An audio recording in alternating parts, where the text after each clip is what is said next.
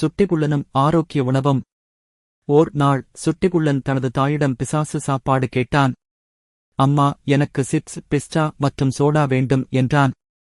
அம்மா சிரித்துக்கொண்டு, சரி, ஆனால் அதற்கு முன்பு ஒரு கதை சொல்வேன் என்றார். கதை.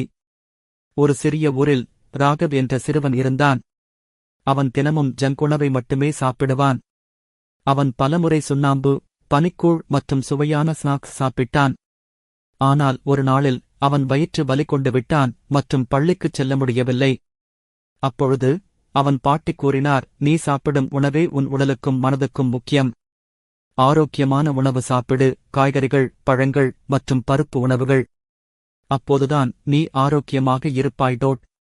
ராகவ் பாட்டியின் வார்த்தைகளை கேட்டான் மற்றும் அதன் பின் தினமும் சத்தான உணவு சாப்பிட்டான்.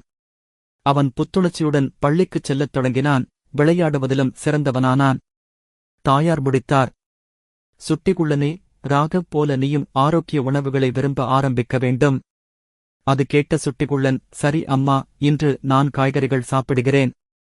நாளையிலிருந்து பழங்களையும் சாப்பிடுவேன் என்று கூறினான். அம்மா சந்தோஷமாக சிரித்தார். கதை முடிவில் கற்றல்.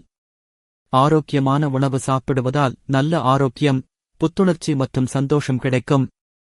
இந்த வீடியோ பிடித்திருந்தால் தமிழ் கவிதை பாலாஜி யூடியூப் சேனலை லைக் மற்றும் சப்ஸ்கிரைப் பண்ணுங்க. நன்றி, வணக்கம்.